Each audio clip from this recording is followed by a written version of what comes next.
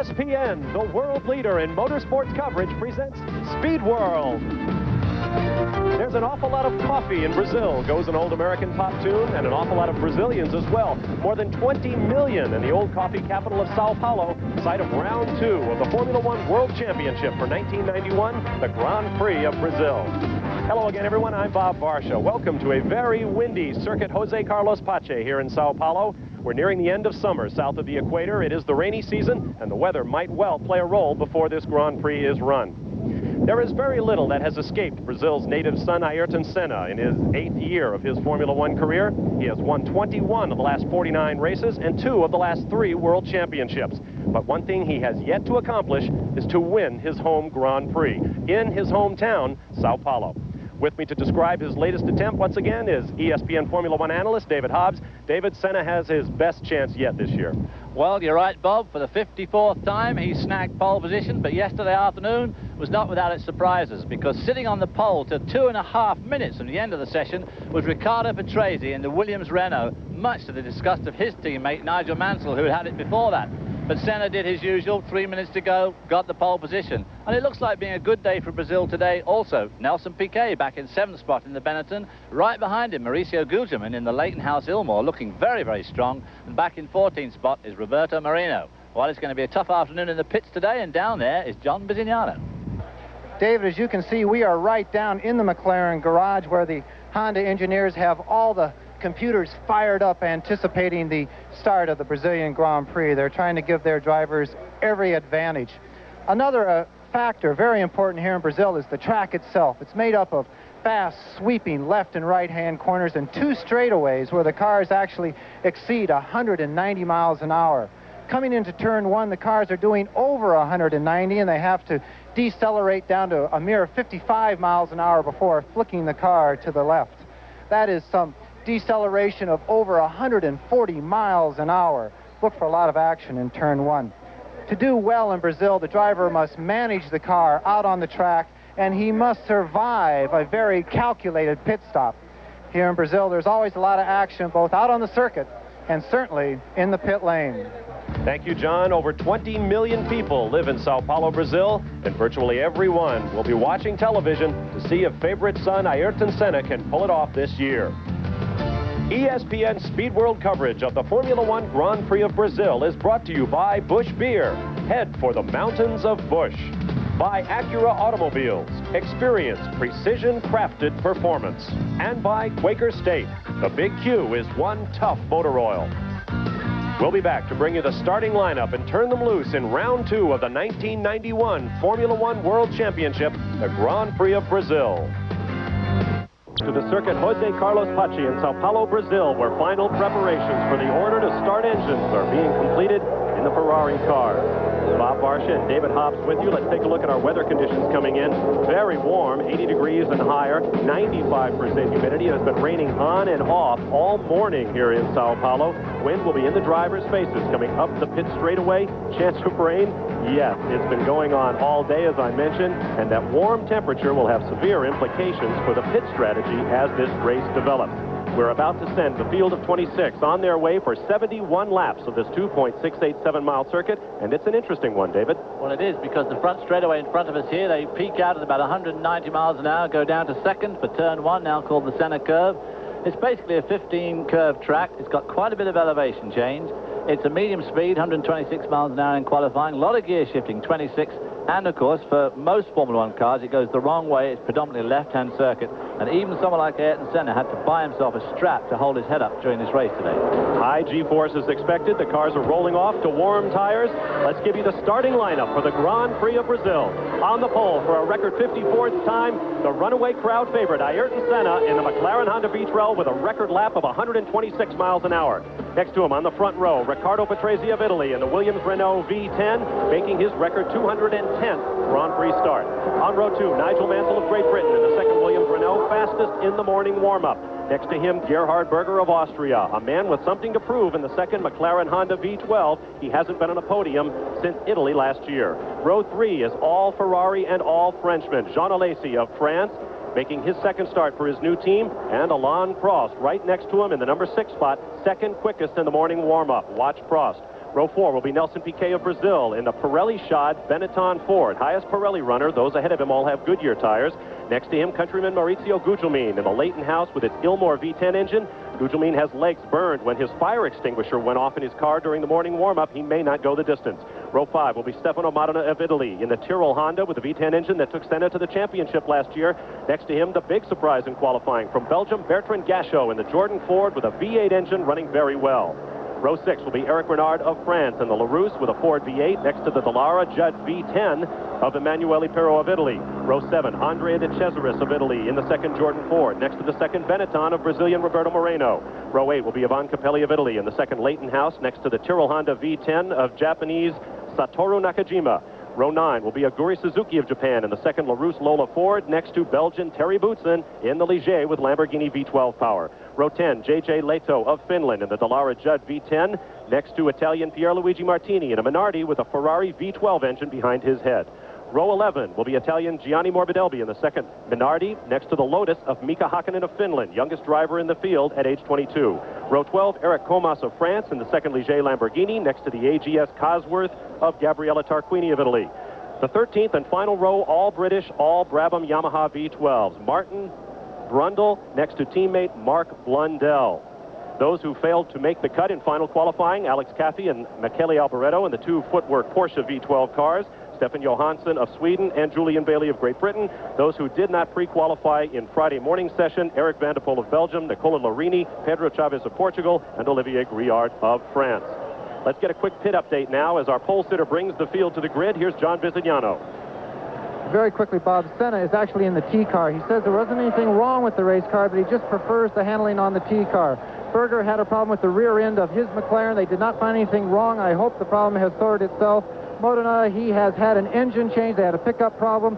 Gugelmin is taking the start, but they don't know how long he's going to last. He's in a great amount of pain. We have new gearboxes on Pirro and Boots, and we're ready for a lot of pit action. The cars coming to the starting grid. Once they settle into position, there will be a red light, and within a few seconds, some 10 to 15 seconds in the first round at Phoenix a couple of weeks ago, we will get the green light and send the cars on their way. The sun is now breaking through for the first time today. The track will heat up. If we do get another rain squall, it will dry out very quickly. The cars have come into position. Turn them up. 233 revolutions per second per engine.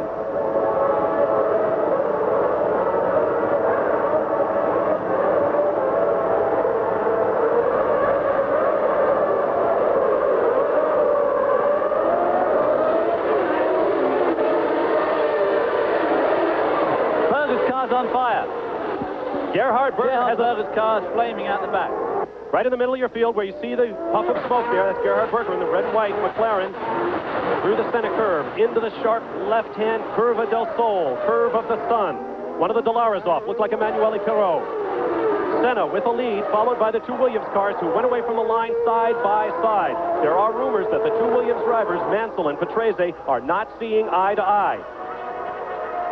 One of the problems being that Patrese out-qualified Nigel Mansell yesterday afternoon, which I don't think went down very well. Oh, there's poor old Gabriel Tarquini. Oh, the AGS, one of the underfunded teams in Formula One, and that will not do them any good at all. He's up against the wall. Nigel Mansell's convinced he can win this race if it stays dry. He's not looking forward to it raining, but he certainly gave Senna a run for his money yesterday afternoon. This morning he was quickest, as you've already said, and he really wants a dry race because he feels convinced that he can win it. A little over 2.5 miles around. You see one of the Williams cars. I believe that's Mansell. Hard to tell. Both drivers have white helmets. Our pictures coming to us from TV Globo here in Brazil, the host broadcasters for today's event. Gerhard Berger's car, when it went by here from the grid, was spewing out flame and smoke out the back. It must have been some sort of oil leak that developed while it's stationary on the grid and has managed to burn itself out. Into the curve that is named for him. The Senna S goes Ayrton Senna. Some 75,000 seats here at the Jose Carlos Pache circuit. Many thousands more are standing along the fences. The economic situation has improved here in Brazil, and a lot of people were able to afford a couple of $100s for a ticket to this race.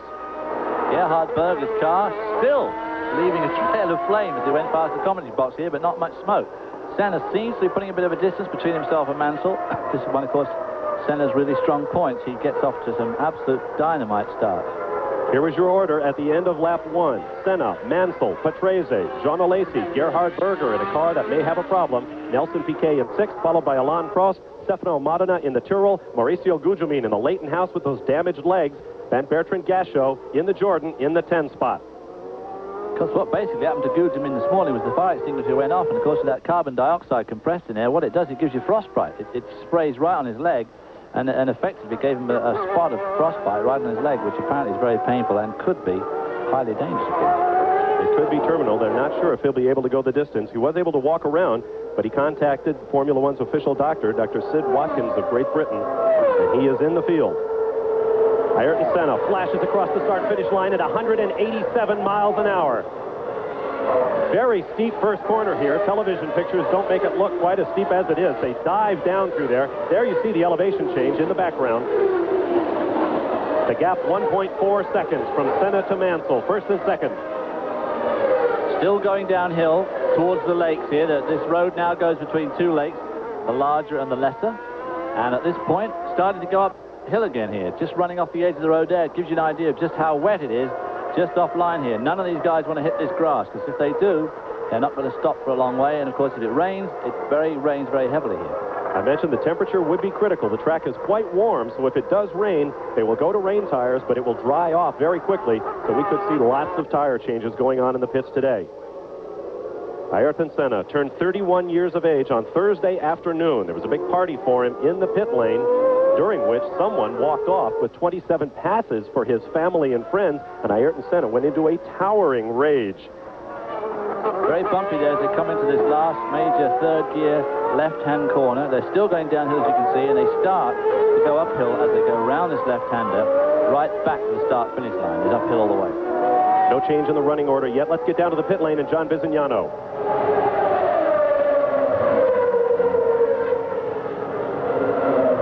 I am in the McLaren pit, and it is a mystery here exactly what's wrong with Gerhard Berger's car. They were hoping that it could be something as simplistic as a blocked breather tube, and that had filled with oil or other type of flammable liquid, and when he took off, that blocked breather tube came open and found something hot. But right now they're down here. I can count 5, 6 extinguishers waiting for him to stop, which he has not chosen to do yet. A look into the cockpit of Ayrton Senna, the runaway crowd favorite here. It's hard to overstate the popularity of this man here in Brazil.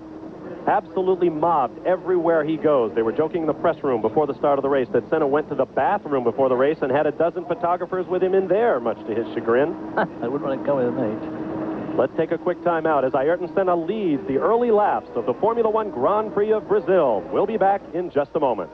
Bob Varsha, David Hobbs, and John Bizignano with you. There is the gap from first to second on the racetrack. Ayrton Senna, with his record 54th pole position, led the field away. Nigel Mansell running in second position. Nigel's hanging on to about a 1 1/4 second disadvantage there, but they're both pulling away from Riccardo Patrese, nearly 5 seconds ahead of him. Right behind him is young Jean Alesi in the first of the two Ferraris. So a lot of action going on there, but unfortunately, you better be prepared to see that this is the only car you're going to see this afternoon. As long as it's still running, this is the car we're going to be looking at, and there's nothing we can do about that. Ayrton Senna.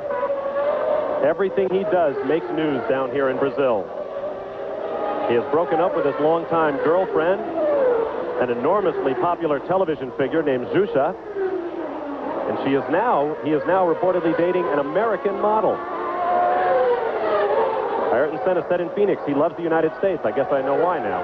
I wouldn't be surprised to see him do an Emerson Fittipaldi and buy himself a house in Miami, which of course has got the closest weather approximation to here in Brazil. Emerson Fittipaldi has won twice on this racetrack, also known as Interlagos. David already explained the two lakes on the infield, Superior and Inferior, and the track runs between them, hence Interlagos, between the lakes.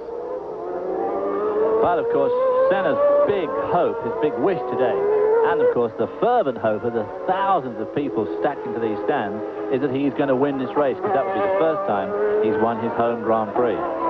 Al Prost, meanwhile, lurking back in 7th spot, has won this race a cool 6 times since 1980. Including last year when he broke the hearts of the fans here by coming out and winning in only his second race with Ferrari. Across the start-finish line they come, still on full tanks. Now then, one of the things these guys are going to have to be careful here, there's undoubtedly going to have to be a pit stop. This is a hard course on tires. got medium speed, like I say, about 125 miles an hour. They're definitely going to have to make a pit stop. The thing they're going to have to be very careful is that they don't end up making two. And so both Senna and Mansell, who are driving away from the field at a prodigious speed, have got to be very careful here of how they abuse or use their tyres. It's no good running out of tyres too soon, making a premature stop at, say, lap 15 or 18, when they may well have to make another one before the race is over. Because this is the time of the race when the tyres really get their hardest thrashing. The cars are heaviest, and they're trying to put as much daylight between himself and Mansell as possible. Let's get a pit report with John Bizignano. David, just a little bit more information on that tire situation. Everyone on the grid was on the softest possible compound. It was the C compound for Goodyear, and Pirelli was their very, very soft compound. And what you're saying is that the team managers here are scared to death of them wearing out those tires on the full tanks, trying to fight for the battle up front. If they make two pit stops, they are absolutely dead. They have to manage the car. They have to manage the tires. That's the only way to have success here in Brazil. Two pit stops here, that's going to kill you. And you're on board right now with a man who perhaps guards his equipment better than anybody else in the history of the sport. Alain Prost of France in the Ferrari. Following Nelson Piquet in the Benetton, which of course is the front runner here on Pirelli tires. Pirelli putting a great deal of effort into that Benetton team with Nelson Piquet, and in fact the new car, when it arrives at Imola next month, will be designed largely around the Pirelli tire, or the Pirelli tire will be made to suit that car. There you saw Gerhard Berger showing no ill effects of those flames from the back of his car at the start. Berger running in 5th position. Something must have overflowed while he was giving it 10 pennyworth a stick on the grid, caught fire, and it's obviously whatever was coming out has finished, run out. 10 pennyworth a stick. You're going to have to speak English here, David. It is Senna by 2.6 seconds now over Nigel Mansell, who may be playing a waiting game. Behind him, Williams teammate Ricardo Patrese, a number 3.5 seconds in arrears. Jean Alesi, 2.6 seconds behind Patrese.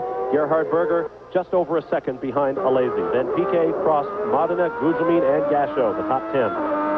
Bertrand Gasho in 10th, where he qualified, is right behind Mauricio Gugelmin. I mean, absolutely right behind him, so he could have a pass there. That the Jordan car has gone exceptionally well. Now you've got another view from the inside of Alain Prost car. He catches up with Nelson Piquet on the entry to this last third gear left-hander.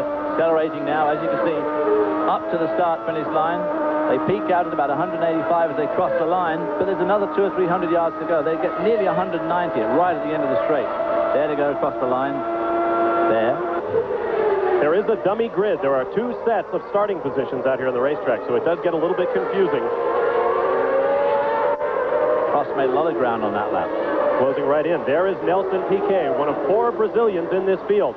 Ironically, Piquet doesn't seem to share the same public support and popularity that Ayrton Senna does. Nelson Piquet, of course, not only the first car on Pirelli, but of course the first V8 engine car in this race. That's got the special Ford HB engine as opposed to the Ford Cosworth, and it develops a good bit more horsepower and revs a lot more. This engine in this car is reputed to pull over 13,000 RPM, which for a 3.5-litre V8 is pretty staggering. Something over 100 spark plug firings per second in that car. These machines are absolutely unbelievable. We'll take a quick time out with 8 laps of 71 complete here in Brazil. You're watching the Formula One World Championship here on ESPN. Welcome back to Sao Paulo, Brazil, where Ayrton Senna leads the Formula One Grand Prix of Brazil, hoping to win it for the first time in his 8-year Formula One career. We'd like to tell you about our first NASCAR Winston Cup race coming your way on ESPN from the Lady in Black, Darlington, South Carolina, April 7th, Sunday, live at 1 p.m. Eastern Time, the NASCAR Trans-South 500. First event on the Winston Cup schedule here on ESPN. We'll hope you join us. April 7th, Sunday, 1 p.m. Eastern Time, live. Here in Brazil, we have 9 laps complete, working lap 10 of 71. We talked about Mauricio Gugelmin early on with his burned legs, whether he'd get very far into the race. We've had pit action down at Leighton House. Here's John Bizignano. Bob, unfortunately, Mauricio Gugelmin only took the green light and did a few laps. He was actually lifted out of the car ever so gently by his crew and has walked on his legs, limping very much on the right leg to the back of the garage. His Grand Prix of Brazil is definitely over. All right, thank you, John. We apologize. We don't have a camera in the pits. We didn't have the wherewithal to provide that camera. here in Brazil, where things do get a little bit hectic around Formula One time. But we'll bring you all the information we can as you watch Jean Alesi of France, now in 4th position, 3.1 seconds out of 3rd place, and Riccardo Patrese.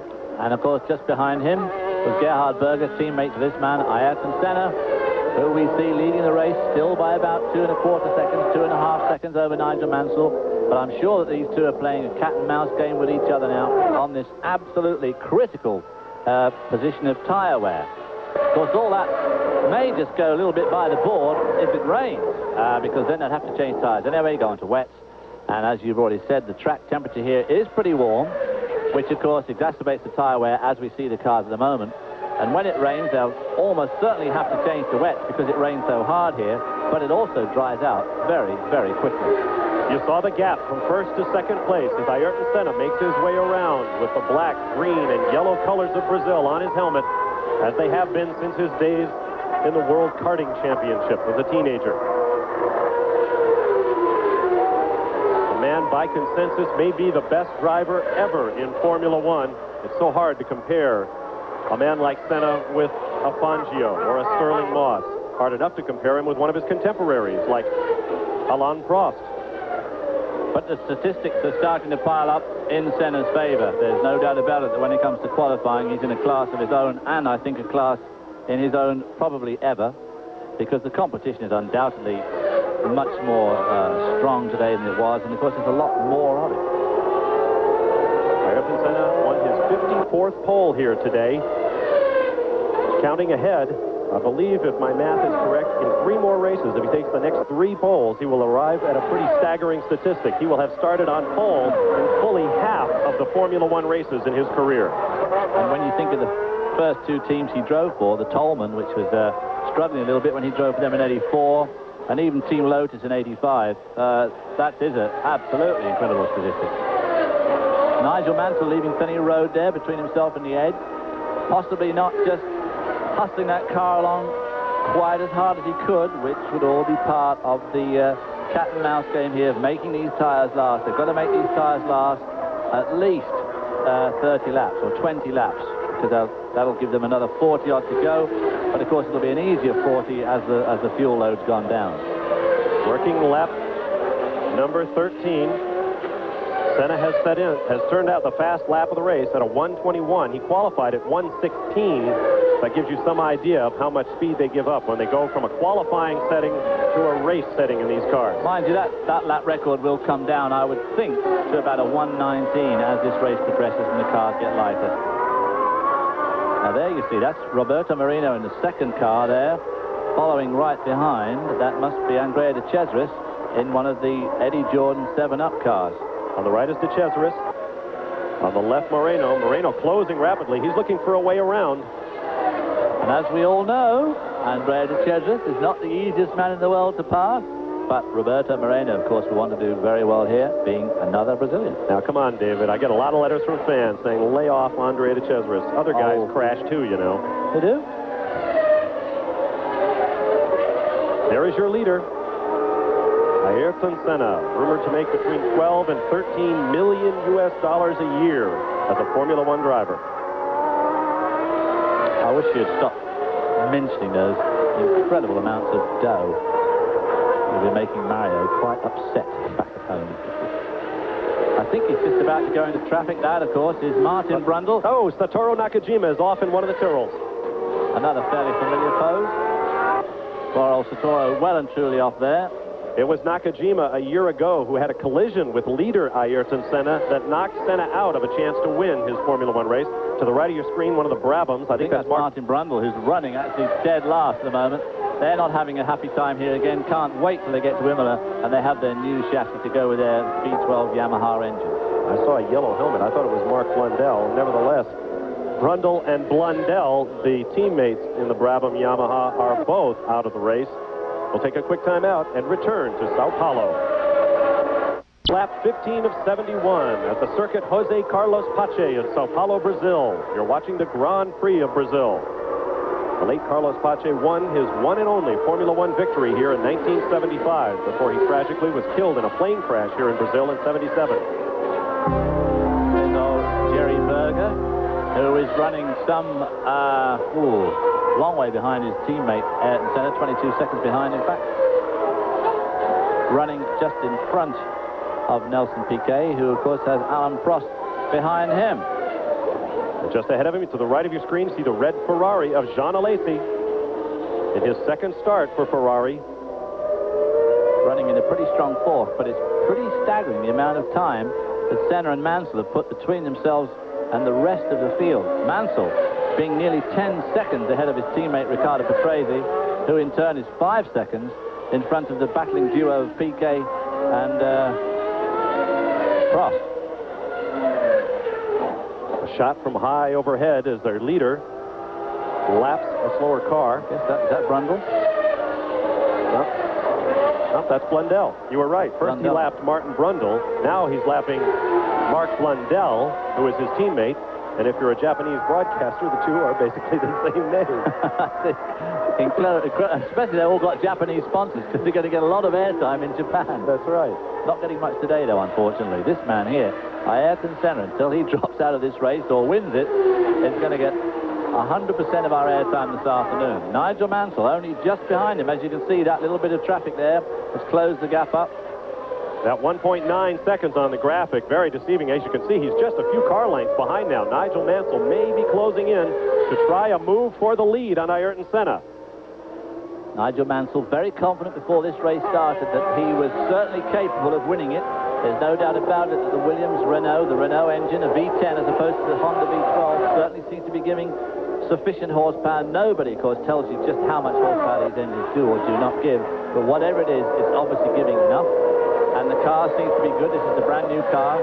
First appeared at Phoenix. Both these cars are brand new, of course. But still in all, the Williams put up a very good show yesterday afternoon, and Nigel went into this race with great confidence. Confidence which at the moment does not seem to be misplaced. There's Nigel closing in. We talked about horsepower. Everyone roughly agrees the top engines are producing in the area of 750. So if you divide by 12 cylinders, you're getting 62 horsepower, give or take. If you divide by 10 cylinders, it's 75 horsepower per cylinder. And you're talking about a mechanical volume that's less than what you could stuff in a soft drink can. These are truly incredible machines. Traffic there played initially into Senna's hands. You see the Ferrari pits there, the yellow shirts of the Ferrari team. They may be ready for a pit stop. Beyond them, you see the McLaren team. They look like they might be ready as well. 15 laps are complete. Tires may be going away. As John Bizignano mentioned earlier, they started on the softest possible compound. And the cars may not be set up for these conditions. I mean, everybody thought there was a chance of rain. They may be running softer suspensions. The cars looking for a little bit more grip, maybe going through their tires. Well, I think also that the McLaren team have had to run harder than they wanted to because of Nigel Mansell and the Williams. And if they have to stop within the next couple of 3 laps, they're going to be in serious trouble because, as you say, 16 laps down, that really is just a fraction too early. From high overhead, there you see the gap. Nigel Mansell now has dropped back just a little bit.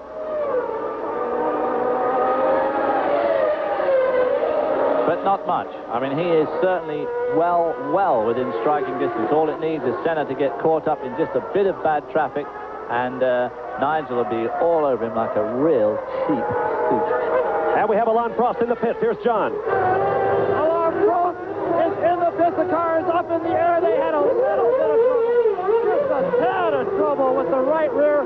One of the rear tires just went past me and is in excellent shape, but definitely must have been losing a little bit of grip. Alain Prost did not like the way the car felt. The fronts are also in good shape. These tires are not rooted in any way. They just lost a little bit of grip, and he wanted to make a change. The Goodyear tire engineers will tell you that the cars have become so easy on tires that wear is not a problem. When they run into problem is on wheel spin, coming off these corners as these incredibly powerful engines want to spin the tires on these cars. Oh, there's Ivan Capelli. Capelli in the Leighton house has stopped on the course. Alain Prost has dropped back to 7th position now as a result of that pit stop. So it's Senna, Mansell, Patrese, Alesi, Berger, Piquet, Prost, Modena. I'm not sure that's updated information. I think Prost was running 7th at the time. I think he's further back than 7th now. Yeah. John has another thought from the pits. The reason they brought Prost in so early, his tires looked very good when they came off the car, is that I guess he was stuck behind PK and just couldn't get around him. So they decided it was a managerial decision to bring him in, break the two cars up, and let him go back on the track with some new rubber.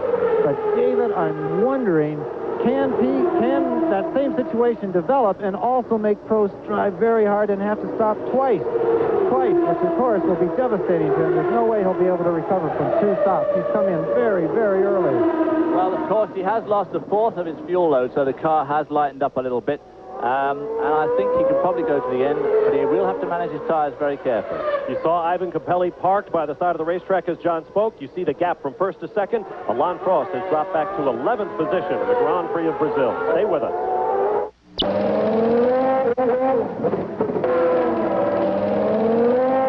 Nigel Mansell making a perfect pit stop in his area, and everybody jumping all over the car. A bit of problem with the right side. Oh, he almost killed the engine. Mansell definitely having a problem with the engine. A terrible misfire. I believe he had it in the wrong gear. That automatic gearbox, he could not find first gear. He was trying everything. I heard him go through at least 4 gears while everyone was frozen around him. He's back out on the track now. Good luck, Nigel. Well, that was a 14-second pit stop. Now, really, all Senna has to do is make a perfect pit stop. All that rubbish on the track is coming from I think it's coming from the crowd side. I think it is. I think the crowd is throwing something out on the racetrack. If Senna makes a good pit stop, that should give him about a 7-second advantage. He should be able to make a pit stop himself in about 7.5 to 8 seconds. But just the lap before we went away there, and before Nigel came in, I had seen him lock his brakes up going into turn 1, which is an indication that either the front tires are going off, or that he in fact did flat spot it and had to make a stop. There you see Jean Alesi in the Ferrari, who will now be up to 3rd spot. Nigel Mansell behind him, so make Alesi now. Senna is now in. Our race leader is in the pit.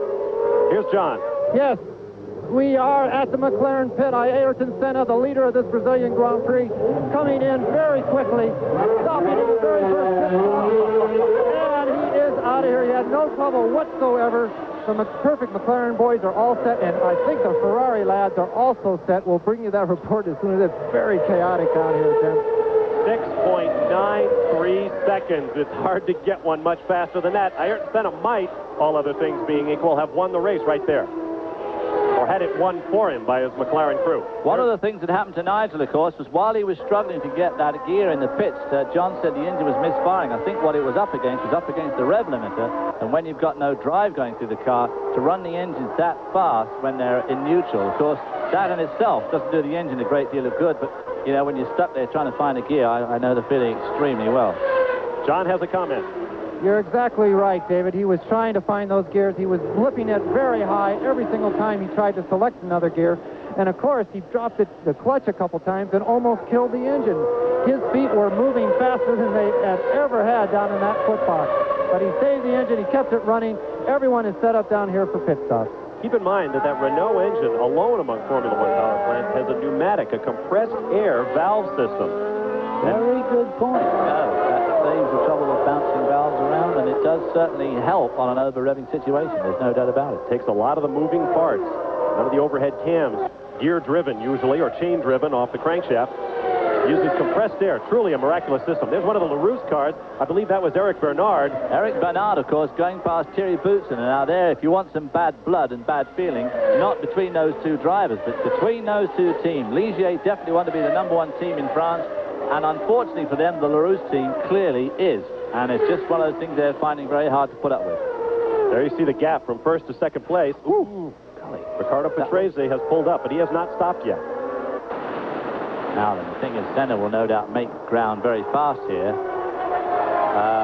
because he's got new tyres, and because it'll be interesting to see how quick Nigel Mansell carves his way through the field after that somewhat disastrous pit stop for him. There are the top 6. Senna, Patrese, Mansell, 8 seconds back. Alesi, Berger, and Piquet. Patrese, Alesi have not stopped. Neither has Gerhard Berger.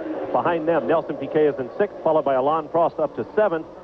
Roberto Moreno is 8th, and Bertrand Gachot running in 9th position in that V8-powered car. An amazing display of both driving, team managership, teamwork was at Senna. And only 20 5 odd laps into the race, being able to make a pit stop and having pulled out enough that he could maintain the lead. You're on board with Senna now, going underneath. I guess that's Boutsen. Now flying across the start-finish line, down into the curve that is named for him. This is Senna's S-curve. Oh, I thought we'd stay on board with him. Now into the long left-hand Curva del Sol, Sun Curve. This is Ricardo Patrese in the number 6 Williams car in the pits. Here's John. Ricardo Patrese is one in the pits, but we also have John Alesi in the Ferrari right in front of me. Alesi, the car's up in the air. They're doing an excellent job. All the mechanics up. That gearbox has no problem whatsoever. And the Williams car is up. Gerhard Berger is my worst nightmare. Gerhard Berger. All 3 cars, there's black rubber everywhere, but every mechanic and journalist survived. We had Berger, Patrese, and of course, everyone got out of the pits alive this time. Well, I just hope that all the mechanics and journalists in the pits are keeping their eyes peeled, because by the time those cars reach the end of pit lane from their pits here, they're reaching about 140 miles an hour. And it was just a year ago that the Williams car of Terry Boutsen lost brakes, and he knocked one of his mechanics for a loop. Scary moment of the pits, but everything seems to be okay right now. And this will juggle our lineup. It is Senna, your leader, this man, followed by Nigel Mansell back into second, having just set fast lap of the race. Ricardo Patrese.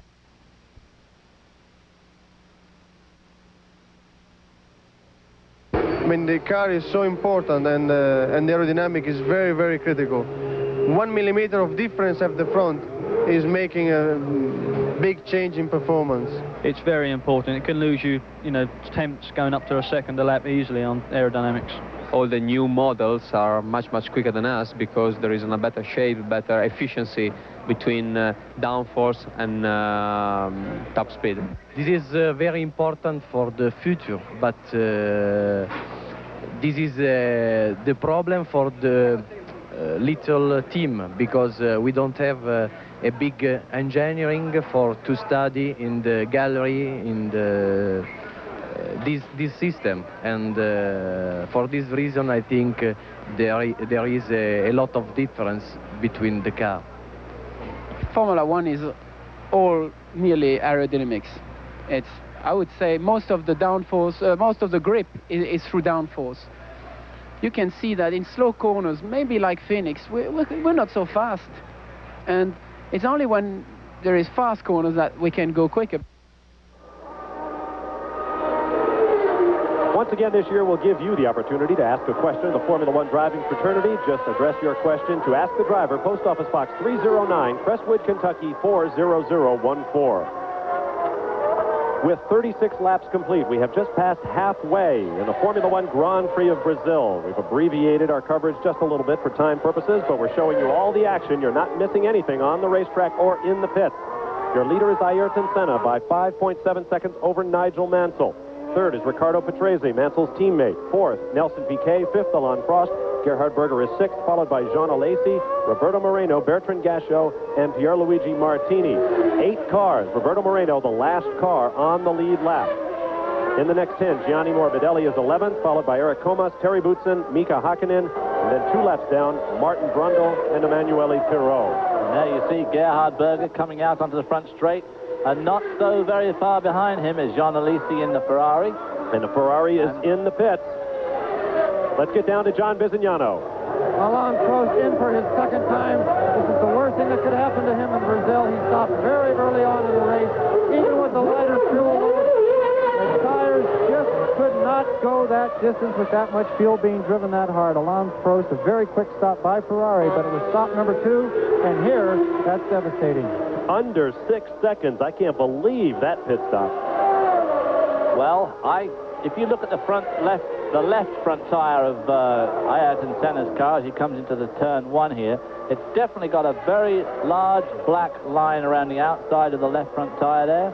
But it could be because he's just gone through a long left-hand complex, and that being the unloaded tire, it may be just feathering across the road and just scuffing it up. Obviously, he's got his finger on the pulse. Doesn't look so bad there after he's gone through that right-hander. It's the driver's left. Our right, you're looking for a little black streak. It was right out by the shoulder, and you're right. You could see it on the front straightaway, David, but it's not so clear now. It could be that those double or triple left-handers the tyre just feathers a bit as it's unloaded and sort of drags across the road.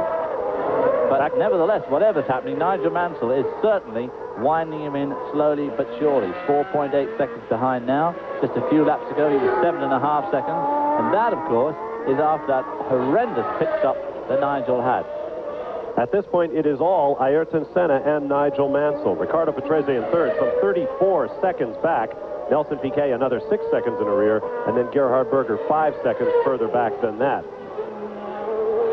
The gap now 4.3 seconds. Mansell has cut a half a second off in less than a lap. Let's get down to John Bizignano. David, what they're thinking that black rim is around the tires, that the tire is picking up rubber, just as you say, when the tire feathers around those corners, it lifts up off the ground just ever so slightly, and they think that it's scuffing along the track and picking up black rubber that has been laid down on the surface of the track. They're hoping that it's nothing more serious than that. Well, it certainly could be that, because it appears worst of all as he goes into turn one, which is after he's been through that long left-hand complex of corners, starting off with that third gear left-hander. There you see the distance now. The yellow dot on your picture is Ayrton Senna. The green is Nigel Mansell. Third place, Ricardo Patrese, just crossing the start-finish line. We are working lap number 40 of 71. Our pictures being provided to you by Globo TV here in Brazil, and we thank them for that. Our timing from Olivetti and Longines. And it is a miraculous system that gives us lap-by-lap times and keeps track of the grid throughout the race. We still have 8 cars on the lead lap. Roberto Moreno is the tail ender. There's Mika Hakkinen at 22, the youngest driver in Formula One, about to be overtaken by our race leader. Hakkinen running 13th. In fact, Hakkinen is so young, he was unable to rent a car at the first round of the Formula One World Championship in Phoenix, and he's about to be passed by the master. Back in Sao Paulo, just as our race leader, Ayrton Senna, passes Mika Hakkinen in the Lotus, a legendary team in Formula One, now a bit down on luck. It is Senna, Mansell, Patrese, Piquet, Berger, Alesi in the points-paying position. This man in first stands to pick up 10 points this year. In previous years, it was 9 points for a victory. It is 10 this year. 6 for second, 4 for third, 2 for fourth, 3 for fourth, 2 for fifth, and 1 for sixth. Now there's Roberto Moreno, I believe. Or is that Piquet? That's Nelson Piquet, I believe. And there is Gerhard Berger in the second McLaren. Piquet runs in fourth, Berger fifth. Nigel Mansell has closed up on Senna to 3.2 seconds, so we may yet see a battle for the lead here as Mansell tries to overcome a terrible pit stop. Took him some 14 seconds to get back on his wheels again after trouble with his transmission in the pits, while Senna got through in under 7 seconds. Interesting to see if anybody else decides to do an Alan Prost and make 2 tire stops. But it's going to be kind of over my dead body-ish from either Senna or Mansell at this stage of the game. That's Gerhard Berger in the second McLaren. He is running in 5th spot, trying to catch up Nelson Piquet in the Benetton, who's just a few seconds in front of him there. There you see Nelson Piquet coming down that long left-hander. Right behind him, Gerhard Berger. This is that first left-hand corner here, third gear, and then it's all left from here up to the pits. And I think that's what's making that strife on Senna's tyre as he picks up rubber as the tyre feathers across the road. Berger, of course, having to look good in these races. The pressure is really on Gerhard Berger because Senna this year has suddenly leapt to an extreme prominence over his team driver, and Gerhard Berger must be looking over his shoulder. And of course, one of the people he's going to see over that shoulder is young Michael Andretti. Here comes the Ferrari team in action once again. This is Jean Alesi. Here's John. John Alesi has come into the very fast Ferrari pit area. They are working overtime today. In talking to Lee Gogg, the manager of Goodyear International Motorsports, he said what Ferrari is trying to deal with here is that the car just isn't fast enough, and they're trying to find different tire combinations out there on the track to help their drivers. I've looked at every single tire that has come off of these red cars. There is no problems with the tires whatsoever. They have no blisters of any kind whatsoever, definitely picking up some rubber. But what they're looking for out there is nothing more but a little bit of extra speed. Well, Well, that one just cost him. Alesi was in the 6th and final points-paying position. As you look down on Nigel Mansell, who is now close to within 3 seconds of our leader, Ayrton Senna. Alesi dropped out of the final points-paying position. If he can't get back into it, that could be costly later on in the season, as Ferrari and McLaren are expected to battle for constructors' honors in 1991. 3.4 seconds, that's not current information. It is 2.9 seconds by my watch from Nigel Mansell up to Ayrton Senna. There is Mansell making his way around. And what a drive if he can overcome 7 extra seconds spent in the pits. Well, in effect, of course, he's already overcome those 7 by being just this close behind at this stage. Now, this is a sudden camera cut here. That, in fact, is Gerhard Berger and Nelson Piquet. Nelson Piquet in the blue and yellow Benetton, being followed by Gerhard Berger. Very clever camera cut there from McLaren to McLaren, built to fool you and us, but it didn't get us this time. I'm wondering what are the Brazilian announcers talking about? We got a battle for the lead brewing. We're going to go back and look at this. On board with Gerhard Berger as he attempts to close up behind Nelson Piquet. Team managers up and down pit road will be watching this little battle because Gerhard Berger has obviously got a clearly superior car. He's also got new tyres. Nelson Piquet still has not stopped to change his Pirelli tires. He also has a V8 engine on a high-speed course up against a V12. It should be kind of a lopsided battle. I think we'll see on this start-finish line that now Piquet there, car definitely squirreling. Possibly it's time for him to come in and change those tires. Flashing through, you can see that the track was banked at one time. They just used a small section of this section of the front straightaway here at Jose Carlos Pache. Berger there, applying the coup de grace. Piquet's going to fight him. Fighting every inch of the way, staying in right there. There goes that curve. This track was heavily modified before they moved the Brazilian Grand Prix here a year ago. In fact, there were 10 years when Formula One did not come here. The old track was banked in sections, not big banks like a place like Charlotte or Indianapolis, or excuse me, not Indianapolis, but Daytona. We'll be back to Brazil in just a moment.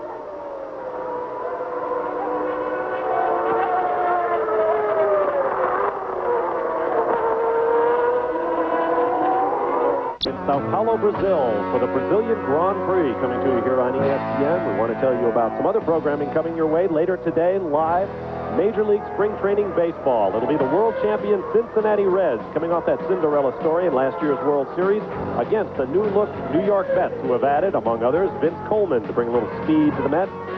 7:30 p.m. Eastern Time, live from Port St. Lucie, Florida today. Preseason baseball here on ESPN. With 45 laps complete of 71 scheduled in the Grand Prix of Brazil, Ayrton Senna is your leader now by 4.2 seconds over this man, Nigel Mansell, who's beginning to lose ground to our race leader. Nelson Piquet is in the Benetton pits. Here's John. Nelson Piquet is certainly in the Benetton pits, and they did a lot of work on his visor. The very mechanic stepped in between those two wheels and gave him not only a good wiping of the visor, but gave him another tear-off, something I've never seen done before in a very quick Formula One pit stop. But now the Pirellis, their number 1 team, has made the change. Nigel Mansell here about to put a lap on Emanuele Pirro in the Dallara Judd.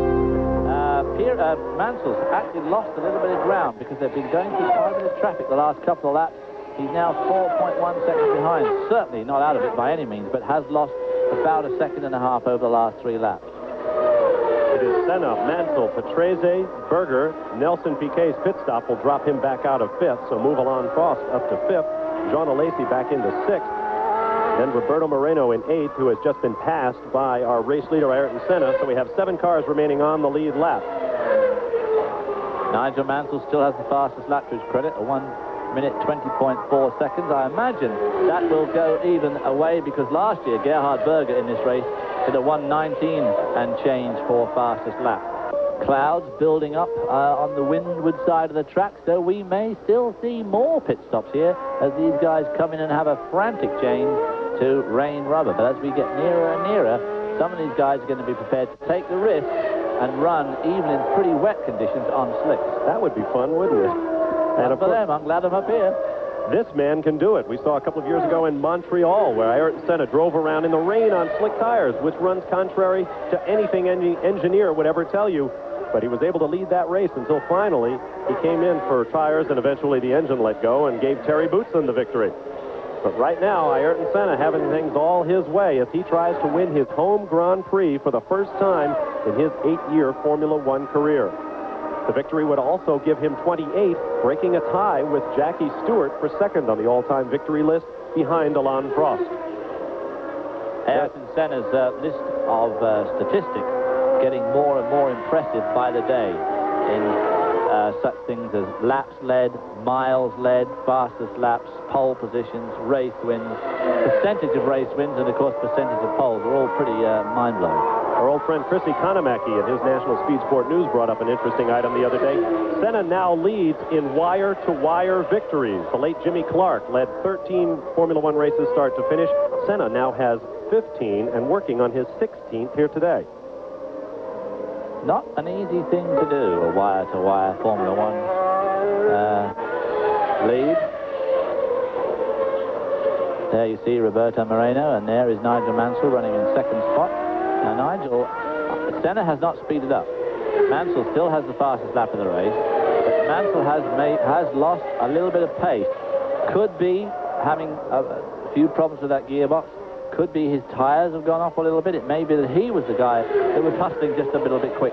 We don't know. Mansell, in fact, has lost a lot of ground, 2 seconds on that last lap. He is now 7.7 seconds down as he attempts to put a lap on Roberto Moreno. Nothing but clear track behind this guy. Not making much ground on Roberto Moreno through that first left-right S, the center S is the first corner here. Not making much ground on Moreno through there. There's Senna on the long uphill climb and very steeply uphill into a right turn, long right-hander at about third gear. And then he enters a tight section of the race. Oh, there's Pierluigi Martini off in the Minardi. Ooh, well and truly grounded. We've got a bridge near home where trucks do that. All 4 wheels off the ground, which is somewhat inconvenient when you want the car to go. They have a parking lot here at the racetrack where I may have done it in our rental car, old boy. I forgot to mention that. You may have to push. Martini apparently will give it up. We don't know where that is because the camera wouldn't shoot, you know, go out enough, pull out enough to let us have a look. We're not quite sure where he is on the track, but didn't look like a very good spot to me. There is Senna. These high shots give you some idea of the speed as he flashes past the grandstand, absolutely packed with his countrymen. That was a part of the track that was banked. You can see it in the background there briefly. As I mentioned earlier, parts of this track were long, sweeping, banked corners before they tightened up the racetrack to slow the cars. This place must have been an absolute monster a dozen years ago when they raced here in Formula One. There is a word for it, but we won't be mentioning that this afternoon. And that looks like Mansell in. And he goes past the pits. Let's get to John. Mansell came in very quickly. He somewhat surprised his crew. They were taking off the tire blankets as he arrived in the stopping area. Oh, no more trouble once again trying to find that first gear. At least he was prepared for it this time. He's out on the track with new rubber. He was losing ground to the leader. Let's see what happens with the brand new, a lot of grip coming out of those C-type Goodyears. I was double checking. They were C's that they put on. They're the very, lots of grip out of the C's. Yes, I'm sorry. I confirmed with Lee Gogg that they are C's going back on the car. We thought they might do some B's, but they are C's. It was a closer moment than that, John. Nigel rolled forward as the car hit the ground and caught the jack under the front of the car. Very nearly took his jackman with him back onto the racetrack. There is Ayrton Senna, now 8.5 seconds, well over that. Now that Nigel has pitted, Riccardo Patrese well back will move up. Let me rephrase that. I don't think Patrese was close enough to Mansell to move up. Mansell may have held on to second. We'll be able to tell you for sure after this quick timeout. Back to Sao Paulo, Brazil, where Ayrton Senna is leading this race with 56 laps complete. 15 laps remain of the 71 in the Grand Prix of Brazil, and the skies are dark. There are reports that there is rain on parts of the circuit. It has been raining on and off all day, and it would only be appropriate, I guess, that we see rain before this is over. There's a look, I believe, at the second-place car of Nigel Mansell. Yes, that's Nigel in the red number 5 on the front of his Williams. He is running 23 seconds behind. He is cutting enormous chunks out of Ayrton Senna's lead that was 35 seconds at one point. Well, now, Senna is going to have to make a decision here. If you can see the vortex is coming off the wing on the Williams there. The air is so humid here, it just squeezes the moisture out of the air as it gets compressed over that wing. If Mansell's eating him up at that sort of pace, if Senna's going to come in for a pit stop and maintain his lead, he needs to do it before that lead gets any shorter than it is. On the other hand, he may just decide to stick it out. But Nigel Mansell are showing signs of some sort of wear to us here anyway. Nigel has made 2 pit stops. He came in the second time with a cut. He was losing air in one of his rear tires.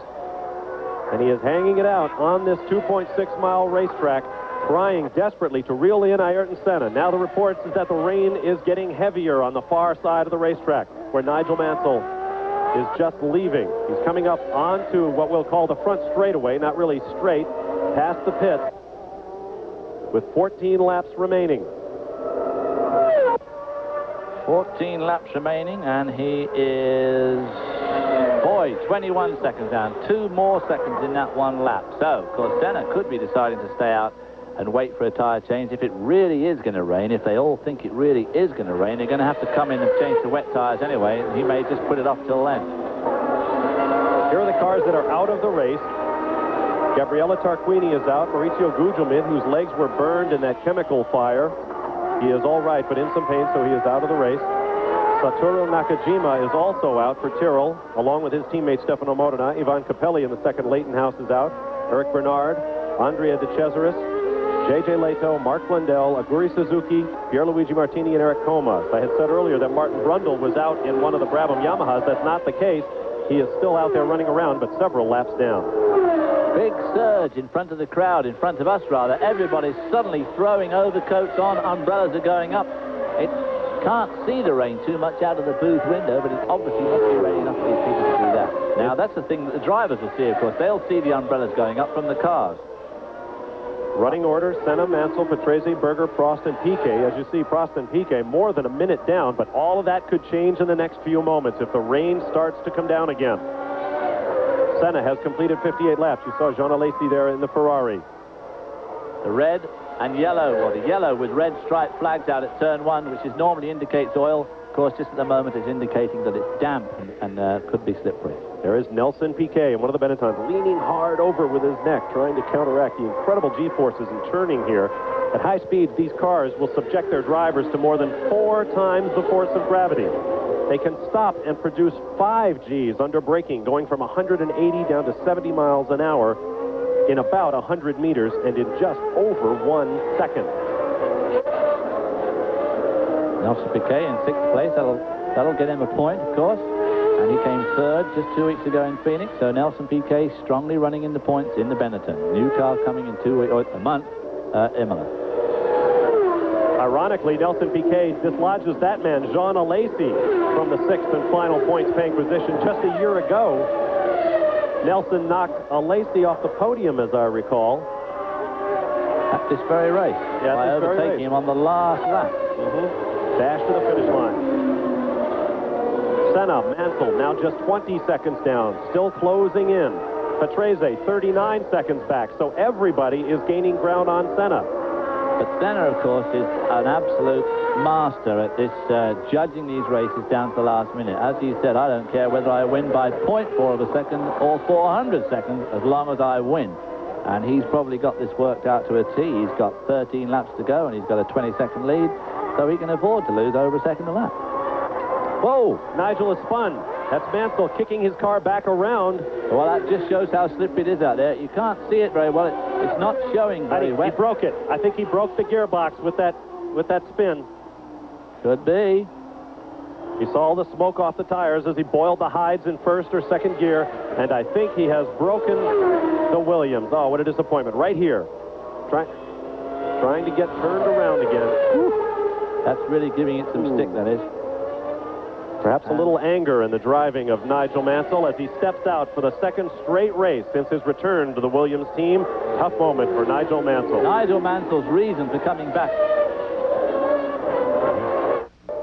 With 10 laps remaining in the Brazilian Grand Prix and a crowd of nearly 100,000 of his countrymen screaming is every lap, Ayrton Senna is your leader by 40 seconds now over Ricardo Patrese. Nigel Mansell has suffered a mechanical problem and is out of the race. Gerhard Berger runs 3rd for the McLaren team, followed by Alain Prost in his Ferrari, Nelson Piquet in the Benetton, and Jean Alesi in the 6th and final points-paying position in the Ferrari. Roberto Moreno runs 7th a lap down, followed by Bertrand Gachot in 8th, Gianni Morbidelli in 9th, and Mika Hakkinen in the Lotus in 10th position. And that is Mika Hakkinen right behind Ayrton Senna. Boy, I hope Mika Hakkinen doesn't make some ghastly mistake here and run into Senna, who, of course, has turned the wick down tremendously. Now he's got that huge lead over Riccardo Patrese with just 9 laps left to go now. He's just really, really cooling it because he so desperately wants to win this, his home Grand Prix. And I just hope that Hakkinen doesn't get carried away with the great feeling of pride and emotion that he can get by overtaking Ayrton Senna. And hope he doesn't slide into him, because it obviously is a bit slippery out there. Through Descida do Lago, the trip down to the lakes, as you see. Nigel Mansell has made his way back to the pits, waving to the Brazilian fans. Back to the Williams garage. Back to his airplane for jetting back home to England, to the Isle of Man, where he lives with his wife and children. Ayrton Senna, well out in front, pulling a tear off. Is he pulling it or wiping it? Maybe just wiping his visor. He may not have any more tear offs. You may be right, David. But running a very, very conservative pace now. Lead down to 31 seconds, but with only 8 laps left, or 8 and a few hundred yards. That should be no problem at all. I'm sure he's got the whole thing under situation. If you remember at Phoenix just a couple of weeks ago, he slowed right up at the end of that race too. There we see a camera shot that we only just suddenly started seeing in the last 5 minutes. Somewhat confusing the first time we saw it, but it's a good shot. But we haven't seen more of that. Brazil is the home of the fado, the folk songs that are roughly akin to the American blues. For 7 years, Ayrton Senna has been singing the blues in his home race. But now, in his hometown, the Brazilian Grand Prix moved from Rio to Interlagos last year.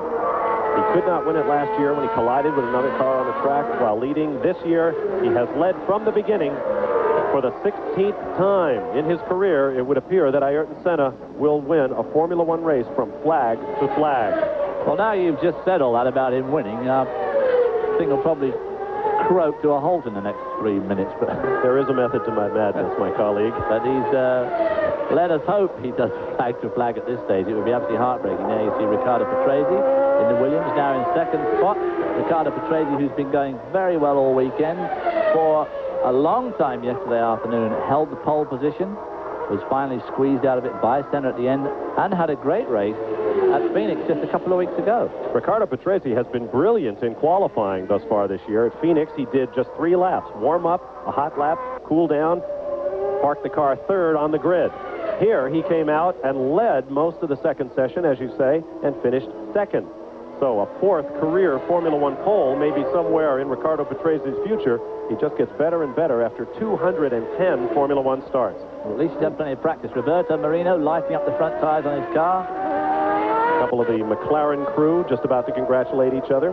I'm not the only guy who thinks that Senna has this thing wrapped up. Davey, the one that was smiling so broadly there, used to work on the BMW McLaren 320 that I raced back at the end of the 70s.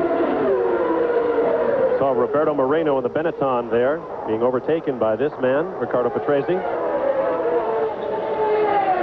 Gerhard Berger has somewhat salved his position. He looks like he's set for a 3rd position, 3rd place, but he is 37 seconds behind his teammate Ayrton Senna. 14 cars remain in the race. Senna, Patrese, Berger, Prost, Piquet, and the Lazy all on the same lap. 7th is Roberto Moreno, followed by Bertrand Gachot and Gianni Morbidelli, each 1 lap down.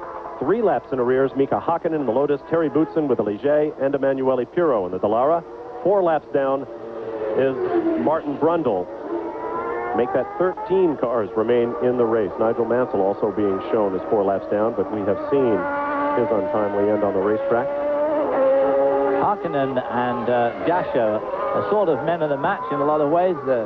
Gachot has had a broken exhaust header for fully 2/3 of this race, which certainly will be costing him some power, and he's hanging on to a good 8th spot there in this brand new car.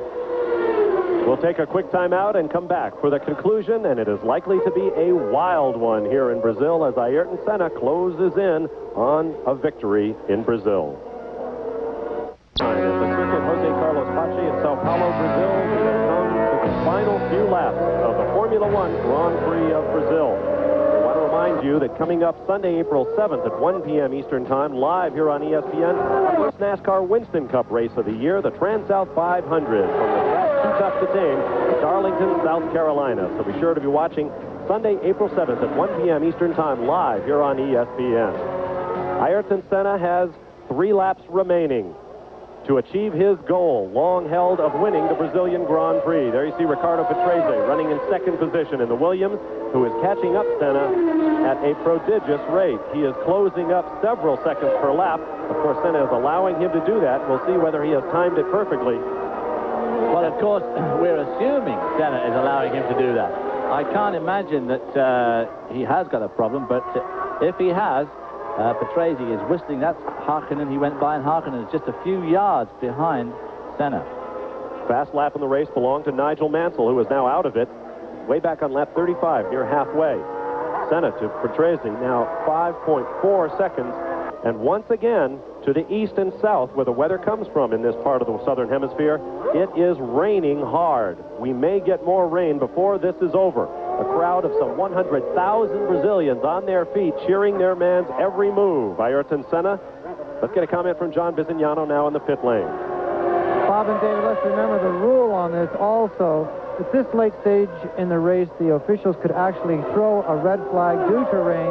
They would not expect everyone to come in and change tires or try and slip and slide their way around the circuit on slicks. If it's pouring on one side of the circuit, you could see a red flag. And with Ayrton Senna in the lead here in Brazil, the chances of that happening could be even greater.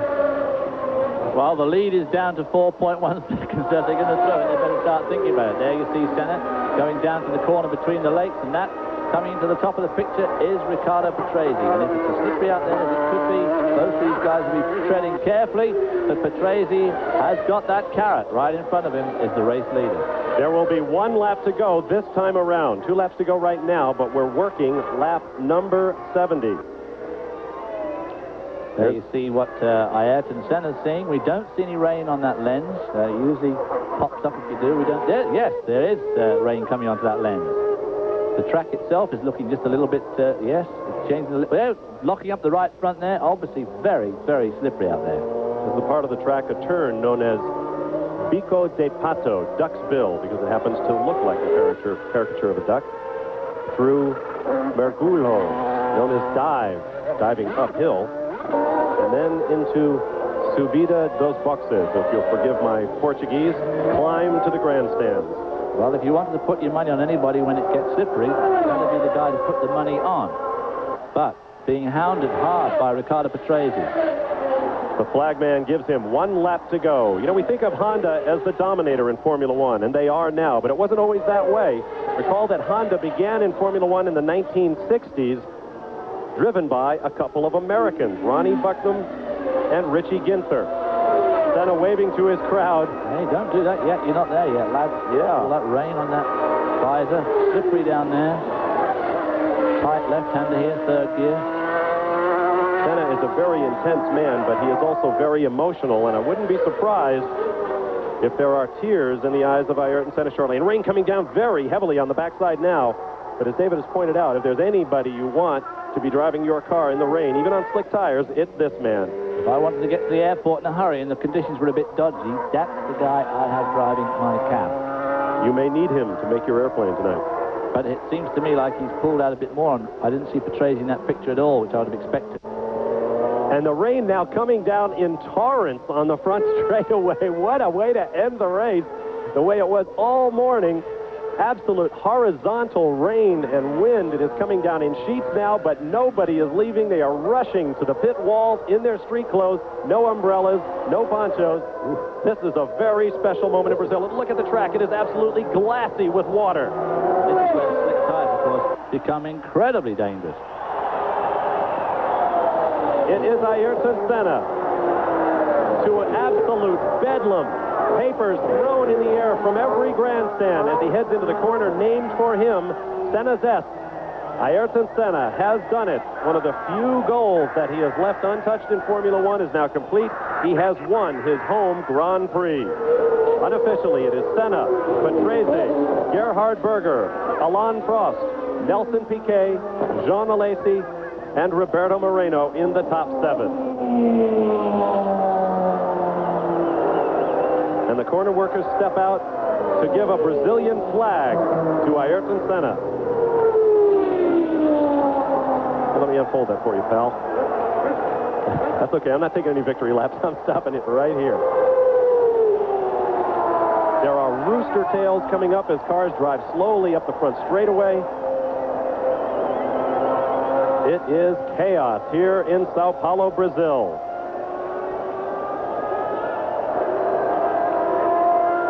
Oh, I wonder why Senna has decided not to do this victory lap. I wonder if it's something really was wrong with the car. As you can see, the crowd there couldn't care less about the rain, was excited, possibly almost as Senna himself. That will even the flag markers dancing and embracing each other. Nothing perhaps other than soccer inflames the passions of the Brazilians like Formula One. They have had an incredibly successul lineage of great drivers, including Emerson Fittipaldi, a world champion, including Nelson Piquet, a three-time world champion, and now they have two-time world champion Ayrton Senna, who has won in front of his countrymen. Senna, Patrese, Berger, Prost, Piquet, and Alesi will return in a moment to Sao Paulo, Brazil. Formula One Grand Prix of Brazil has been brought to you by Mobil. Mobil 1 Synthetic Motor Oil. Into in Victory Lane will give you a look at our overall results. Ayrton Senna over Ricardo Patrese and Gerhard Berger. Alain Prost finishes 4th, Nelson Piquet 5th, and Jean Alesi picks up the final point for 6th position. The next 6, Roberto Moreno, Gianni Morbidelli, Mika Hakkinen finishing for the Lotus team, Terry Boutsen of Belgium in the Ligier, Emanuele Pirro, and Martin Brundle. Bertrand Gachot unfortunately broke with just a couple of laps remaining. A look at drivers' points after 2 events. Ayrton Senna with 10 points for each of his 2 victories, with an 11-point lead in hand over Alain Prost, who has 9. Ricardo Patrese and Nelson Piquet each with 6, followed by Gerhard Berger, Stefano Modena, Satoru Nakajima, Aguri Suzuki, and Jean Alesi. In the constructors' points, McLaren Honda lead Ferrari, followed by the Williams team, Benetton, Tyrrell, and LaRousse. Final comments now in the pit lane. Here's John Bizignano. Well, Bob, I have to think F1 felt backward as if Nigel Mansell would not have spun, would he have been able to catch Ayrton Senna? If the rain would have come a couple laps earlier, what would have been the result? Ayrton Senna on the winner's stand, very weak, very shaken. They say that he could have gotten dehydrated, but there's going to be samba tonight in Brazil. This country is going to celebrate from corner to corner. All right, thank you, John. David, your thoughts on this eventful day? Well, there's no doubt about it that on the podium there, Senna looked in very, very second-hand condition. And if it had rained and he'd had to make some pretty lightning reflex movements in that car, he obviously would have been difficult. He had a problem with his arms, but unbelievably a satisfying result for him in his own country. And as if symbolically, the sun has come out over the circuit Jose Carlos Pache to celebrate a victory by a Brazilian. Our next race will be coming your way from Imola, Italy, the San Marino Grand Prix, Sunday, April 28th at 8:30. We hope you'll be watching for that as well. For John Bizignano, David Hobbs, I'm Bob Barsha. It has been a wild day. It began and ended in rain, but there will be celebrations, as John said, all over Sao Paulo for Ayrton Senna's victory. So long.